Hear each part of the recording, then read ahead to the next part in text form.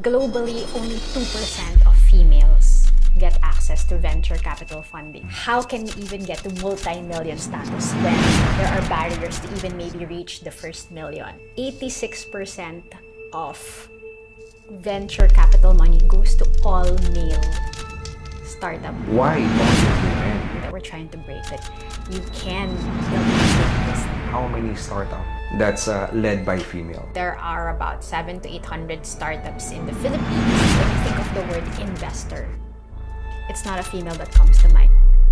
Niña and Candice Kimpo, driven by a shared purpose, lead Imaginable Impact, a firm dedicated to empowering women to thrive. Niña's vast experience in mentoring, plus Candice's storytelling expertise, create a dynamic team focused on inclusion and empowerment for women in a more equitable world. Together, they're making a lasting impact. They are like the bridge, they are connector to the investors. We want to build big companies. People don't buy service. Maybe be a future unicorn, People don't buy product. future Canva. What they buy are stories. We're really looking at a system that has to shift and a paradigm that has to change. And that's the magic. This is Self-Made, where the future multi-millionaire gets inspired. Today, we have a special guest. Now, I'm honored and privileged to have them here, Miss Candice and also Miss Niña from Imaginable Impact. So today, they'll be sharing their insights on their purpose and mission for their business. So my name is Niña. I'm the founder and CEO of Imaginable Impact. Of course, we'll be telling a bit about the company a bit more, but at my core, so I'm a serial founder, serial entrepreneur. I've always been entrepreneurial, but also have a strong background in communications.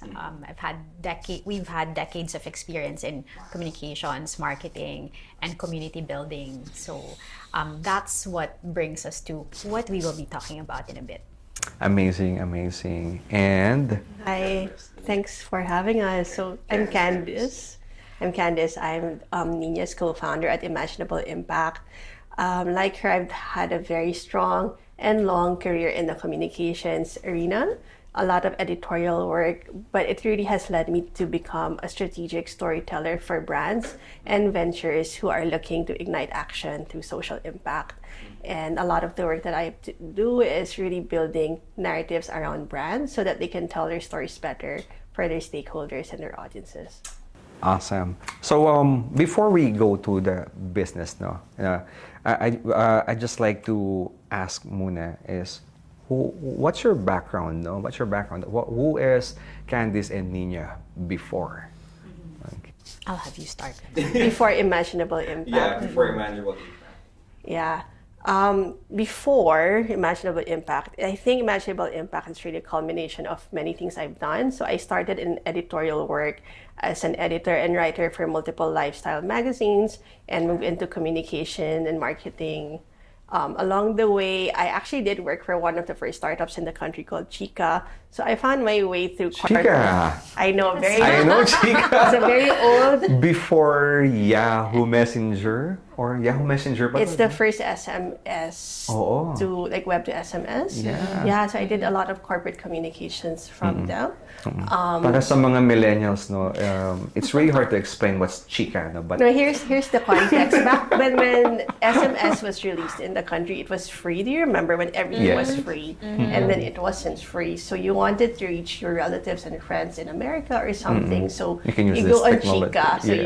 So they can text you for free. My goodness. Well. I have so many memories with Chicas. Right. So I was able to use a lot of my editorial knowledge working for firms on a freelance and consulting basis that way, and found myself really into purpose-driven work because I really wanted to be more conscious. So I did a lot of social impact brand storytelling, which is what really led me to Niña down the line eventually. Again, because so you both are office mates before? No, so this is the complicated story. So we actually met in college. So imagine Candice was the COMELEC when I was filing my candidacy, Yeah. I think, for student council. Parang ganun. Okay. And then there was a friendship that blossomed among our group of, I guess we were the nerds that were into college orgs. We were also and all on the that. same We were, street. Actually, Yeah, we lived on yeah. the same street. Yeah. So we were Okay. 5 minutes away from school, and we were not in the same batch, not in the same class, but we were doing similar things, hanging out with the same friends, trying to make a difference, I guess, as early as college, Yeah, where we yeah. were. Wow, grabe ha. Since college pa lang, you Yes. want to make a difference, and I'm so excited. Sige, before we go there, okay, go Yeah. ahead. Oh. Maybe start Yeah. with your... So for me naman, just framing my entrepreneurial background, I was an accidental entrepreneur. I started my first company when I was 23, pretty much because I had to. And I think there are people here who'll be able to relate na, I didn't come from an entrepreneurial family background, but the needs were there, and as the ate, I am the ate, so I had to step up and learned a lot of the skills along the way. Okay. And through that journey, so I've set up a number of businesses. Pero I suppose like some of the viewers, you always hit a wall or a ceiling where you don't know how to grow anymore. And in those times, I would go back to corporate, or I'd go back to working for somebody else. Okay. And in all of the times I worked with others, I also found myself working with very impact-driven individuals or organizations. So from corporate to government, even media, also wrote for a number of titles, and then startups, but always finding where's the impact here, and then how do I use communications to amplify, to build communities, right? Bring people together, and always with a view to try to make a change. So very, very idealistic. And I suppose that's also the reason why whenever we would go into business, there always had to be a deeper purpose to it. like that. How about you, Miss Candice? The entrepreneurial journey.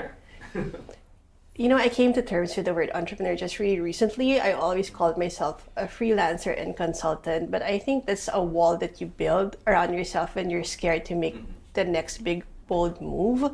But like Niña said, you do hit a wall when you're just keeping yourself small, and you're gonna wonder, why am I not making my first million and things like that.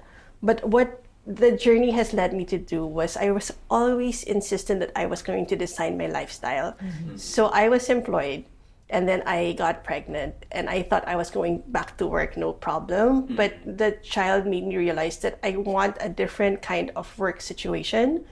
And I decided to be like a professional freelancer. So I was able to do consulting work as an editor or communications professional in different kinds of situations.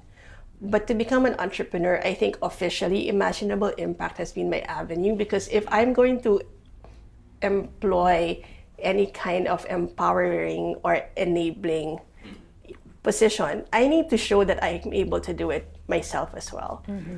So how are you to work together now? It's almost 2 decades worth Yeah. of almost working together. Yeah. Working together and then diverging, and then so Converging, there's a lot of shared history and also a lot of trust. So I think so prior to Imaginable Impact, Candice and I were both working for different organizations na may Filipino-American angle, right? So we were doing a lot of remote work and in different spaces. But when we reconnected, for me, from my perspective, it was easy to rebuild the trust, because we've already had a history of knowing where we were coming from, knowing how each other worked. So it was easy for me to share. At the time, parang dreams pa lang of, what, someday I want to do this, or I want to build this. And you don't normally share those things just with anybody. And it was so easy to share that with Candice and take the next steps. Well, it's also because we went through an unofficial workshop. I Yeah, workshopped her actually. purpose. Yeah, you did. As a brand strategist, it's so important for me to start with purpose, right? Start with why. So we started there. And because of the trust and the history, it just felt organic for us to work together. And we're of an age, I think, and a life experience of we don't beat around the bush.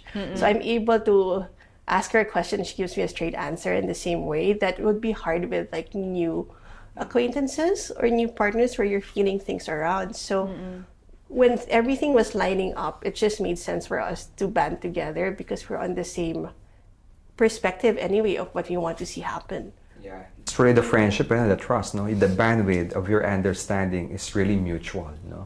And the change we want to see is the same. Galing, galing, galing, galing. I'd like to understand or to know the story behind the name Imaginable Impact. So I like the name. The I in this one is really, really nice. So, sino nag-come up nito and what's the story behind it? This is Candice's. I have to credit her for that. So people would like to hear the story behind this We brand name as well. we went through so many names. I think we were Dami. just texting the whole time what would work, what would not work. We wanted to not sound like a non-profit or a stuffy business corporation. To be honest, I think that was inspired by my daughter because she was very much into imagination. What's that? Oh, shucks. Imagine Dragons. Imagine Dragons. Yeah, the band. The band, Oh, okay, right? okay. And my kids, we've always encouraged them to use their imagination. At home, they call themselves that they imaginate. Where I'm imaginating right now. So sometime when we were texting, it just kind of fell into place. At first, I had to check if it was a real word, and it is. And then, and she liked it, and I liked it, and we go with our gut that way. Like, if we agree, and then it allowed us to also imagine for ourselves, like the impact that we're doing is not happening right now. What is the world that we are imagining? Because visioning, right, and business is really about imagining a future that isn't here yet. So, what are the products of Imaginable Impacts, ma'am, and the services that you provide to your clients? So we're an inclusion studio, and that means we co-create, the change that we're aiming to see with, we're co-creating with companies, with ecosystems, with organizations, and we design products and programs that are aiming to build a more equitable world. So we currently have 3 signature programs. One, which we will dive more into today, is FoundHer, and that's our platform for women founders and entrepreneurs. And later we'll talk about the FoundHer Forum. No. The second one is what we call Play Day. So it's play, pero DEI yung day. And DEI stands for Diversity, Equity, and Inclusion. That's our suite of inclusion solutions for organizations. Today the world is looking for places where there's greater inclusion and belonging in the workplace. So that leg of our work tackles that part. And then the third signature service or signature program is our impact communications work, which from which we draw decades of experience helping companies tell their brand stories better, humanize the storytelling, and really be able to communicate their impact beyond the data and beyond the jargon. But if you want to talk about the impact you're making, let's also talk about human lives. Let's connect better with your audiences. So those are the 3, pero there's a lot that goes into each of them. Interesting, no? I've been hearing the common factor, based on the 3 services that you've mentioned, which is the storytelling, humanizing it. Can you tell us more about why do these new brands or these brands need this storytelling? Storytelling is actually just human nature. We've always told stories through time, whether it's passing down a story during dinner, families, even telling a joke is storytelling, because storytelling allows us to connect human to human. Now, businesses traditionally they will give you a set of data and say this is why things are important. We're very trained to be academic that way, but it doesn't reach the customers the same way because customers want to deal with people. So storytelling allows us to humanize these data points or any kind of mission or messaging that you want so that they see a brand or company as people run that is trying to do something for the people that they're also trying to serve. Can you tell us more about the FoundHer Forum? Okay, so we'll take a step back and talk about why it's also important. Yes. So the FoundHer Forum is dedicated to female founders, female entrepreneurs in our local innovation ecosystem. We decided to zero in on that for a couple of reasons. One, we actually have a vibrant ecosystem. It's one of the emerging tech and innovation ecosystems in Southeast Asia, in the world. We have data that shows that we actually have a lot we have a proportionately higher ratio of female founders here in the Philippines than in other places. But ito na naman, diba? There's always a wall. There are barriers that a lot of women founders face when it comes to fundraising, getting capital for their businesses. I mean, your show is all about the next generation, or the future multimillionaires. Agree. How can we even get to multi-million status when there are barriers to even maybe reach the first million, right? Or growing and scaling your business. So the FoundHer Forum is dedicated to those women who want to dream bigger and bolder. They want to build big companies, maybe be a future unicorn, a future Canva, for example, right? But how do they get there? So the forum will bring together investors, startup leaders, and other female founders to share stories and perspectives that are geared towards making women founders more investable. Diba? How do we prepare you to grow a business of that scale and be able to raise the money, diba, the capital that you need to grow that business? So that's our starting point. So how many millionaires na ba, or how many startups, companies na that's led by females? The data is so this is unofficial data. It's okay. Kasi Yeah. walang there are no official sources. But what we know so far, there are about 700 to 800 startups in the Philippines, like what you would consider tech startups. And according to a study by Startup Genome, around over 50% of that has a female founder.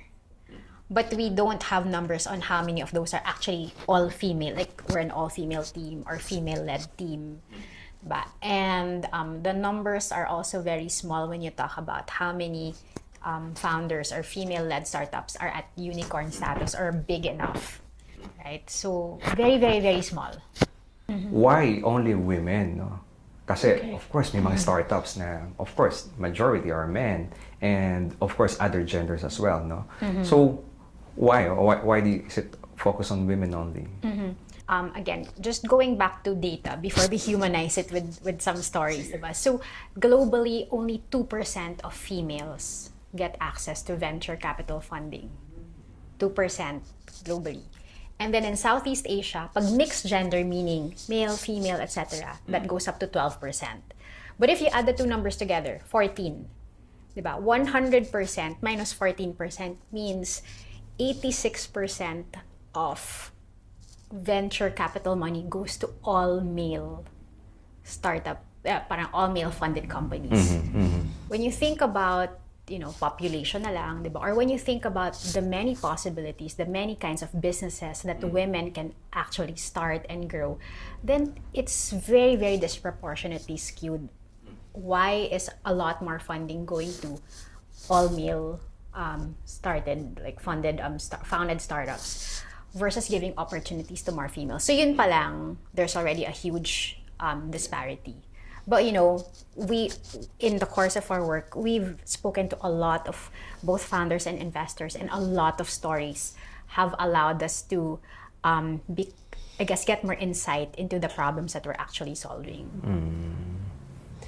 Yeah, so Niña said, right, why is the funding going mostly to male? And that really is our starting point. It's asking the questions. We do have a lot of anecdotes, but let me just share with you, for example, the idea about female-run businesses. In America, have you heard of a period app? Not familiar, yeah, but Okay, so if I know the logic. well, it is what it sounds like. So it's an app that tracks your period, so you know when you're ovulating or when you're expecting to have your period. So of course, only a woman would have thought of that, and it is a real need. So we do have certain problems that are very skewed towards women and helping their lives feel better, whether it's leisure or health or anything that's very women-centered. But we also have women problems or women solution makers who solve community problems. One of the Filipinas who are a unicorn right now is Sheila Marcelo. She's American, actually. And she put up a startup called care.com in the US, and it deals with caregiving. Now, us as Filipinos, we know what it's like to have to take care of our aging parents. We're actually of the age, we're called the Spanish generation, where we talk about having to deal with aging parents and raising our children as well. So if you are in a position and you see the pain points, you have a very female perspective. You're looking at these problems and solving that solution. Locally, we are talking to female founders who are solving problems that they're seeing in their own communities and in their own lives, that just by nature of a lived experience, they're able to spot as a problem and find a solution for. And that's really just a starting point about what it means to support, fund, and invest in women founders. You're actually investing in solutions that they can provide because they have a different perspective. Why do you think they don't invest in female-led startups? There are a few things to look at. One is to just look at the culture and the ecosystem that has grown since Silicon Valley, for example, and we templatize what we've seen before. What we're seeing is it's not working, and it's not just about Filipino founders, it's women founders around the world who are questioning the way things are run and looking for ways to make it friendlier for women to come out and build businesses for themselves and their customers. But also locally, we have to look at our culture. We have to look at what it means to be a woman in the Philippines and the support that you have if you're trying to be an entrepreneur, not even a unicorn, just an entrepreneur locally, and what kind of support you would need to meet your month-to-month needs. Yeah, I mean, I'll add to that. Just, I guess, anecdotes, diba, from what we're seeing in our communities. When you think of a woman entrepreneur, you think of the perception or the stereotype is a female running a small business, diba, to support her family. But we didn't grow up thinking that a female can be a CEO of a big company that she built. You don't think of a female as chairman of the board, but chairwoman of the board. When you think of the word investor, it's not a female that comes to mind. So there are so many cultural stereotypes, so much cultural programming that we're trying to break, that you can build a big business and lead that business, right? You can be a unicorn someday. You can be an investor. So we also have a lot of our own perceptions and our own programming that we have to break. Yeah, it's really that. It's not that it's an intentional, we're not funding women. We're really looking at a system that has to shift and a paradigm that has to change. I don't know if you already answered this, no, but there are probably a lot of viewers who are interested in this FoundHer Forum right now. So how they could participate in this one? Yeah, so the FoundHer Forum happens on October 26, 2023. Oh, it's near. Near from our recording date. Yeah. And that happens at 2 to 5 p.m. in KMC SM North EDSA Tower 1 in Quezon City. We encourage them to check out our social media pages. That's at Imaginable Impact on Instagram, Facebook, and LinkedIn. And they can also go to our website, imaginableimpact.com. They will be led to links that will lead to the FoundHer Forum registration. Interesting. Yeah, I think the way that they can participate, aside from purchasing a ticket, is really to enjoy engaging with the panelists and the speakers who will be coming to take the stage. It's we're really, really happy with this lineup. We have two founders of Kindred, their co-founders, who are going to tell their founder story. We have a keynote speaker, Kat Chan of Kubo and Idea Space. She's an enabler, startup enabler ecosystem. She's going to make a keynote, and we have a great panel. So for our panel of investors, we have a mix of angel investors, venture capital, and private equity. So they are represented by, so on the angel side, it's Vindicate and Manila Angel Investors Network. And then on the venture capital side, it's Foxmont and Kaya Founders. And then it's Navigar for private equity side. Everybody contributing to the discussion on why should we and more people invest in female founders, and what makes an investable female founder. So I think I need to visit there. No, I'm interested. In fact, I could be. No? I could be one of the investors. Yes, Diba? Why not? Oo. Kasi helping women is actually one of our, my purpose here. No? And I din ako lalayo. No? One of, I think my sisters, they get through this kind of hardship as well. But of course, ang investor nila ako. No? Oo. Within the family lang. But in the large scale, no, I think this is kind of, you guys are really a risk taker and game changer in doing this. So how do you see the future, if, let us say, you empowered thousands of women and a lot of investors investing to women, and you change the mindset and the culture of these investors.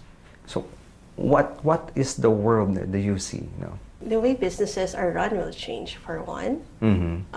When you talk about feminist or feminine leadership, there's a lot of collaboration that happens and empathy.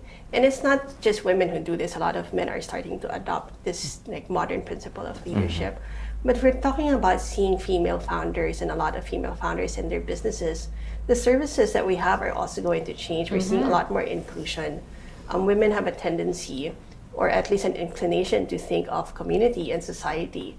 So a lot of these solutions will be about not just her customers and her business, but really how does society benefit from what I do. I like it. You're just like doing this for the next generations and then another generations to come. It's really gonna be change everything and how we see the world. No? Yeah, and you know, I'll just add again some data into it. So imagine a $1 trillion economy. So some research shows also that the female economy is a $1 trillion economy, and it could surpass the GDP of India and China combined by around 2030. So imagine if you're not participating in that. As an investor, you're doing a bad job if you're not investing in that. So as an investor, a smart investor will invest in that economy to be able to see the upside and to see that economy grow.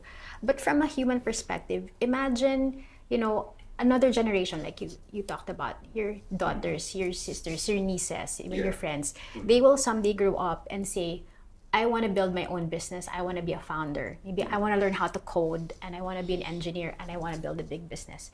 And there are no longer any barriers for them. They can actually be anything they want to be, right? And they will also have the opportunity to give back. Ganun naman eh, di ba? Females will always have an inclination to give back to society, and that's the kind of world that we also want to empower.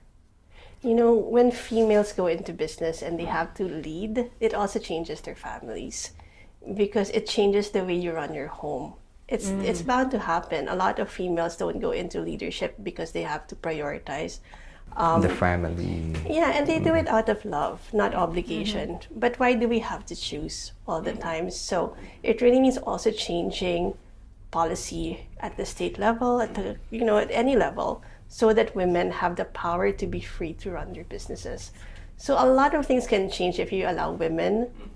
Actually, if we just invest in women and free them from the barriers that keep them in the home or keep them from moving fast enough. Because sometimes it's timing. Amazing. All right, so really interesting. FoundHer Forum, ladies and gentlemen, and also thank you again, Miss Niña, and also Miss Candice, for sharing your insights. For sure, our audience will have a lot of invaluable inputs from our sharing from today. At any rate, I just like to share my diamond for today. For this discussion, diamond, everyone, is something like your reflections, your key takeaways from this discussion. I think the imaginable impact, the FoundHer Forum, what they're trying to sell here is actually the connections.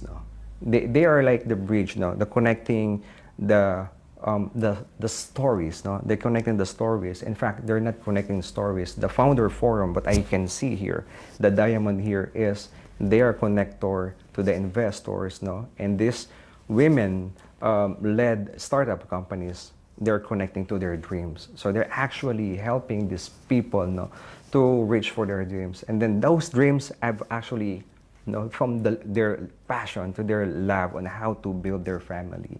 That's my first diamond. My second diamond is, what I heard from them is, people don't buy services.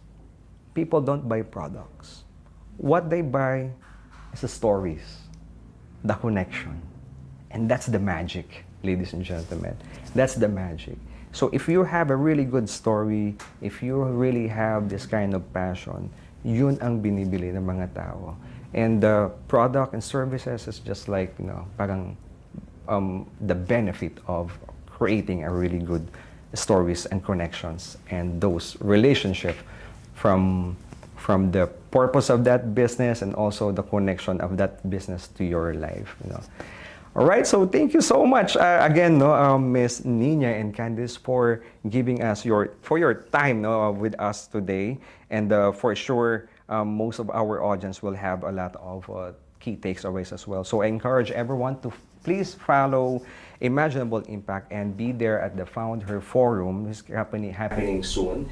And please follow their social media and also their websites to learn more about their work. So thank you for accompanying us today. See you on the next episode.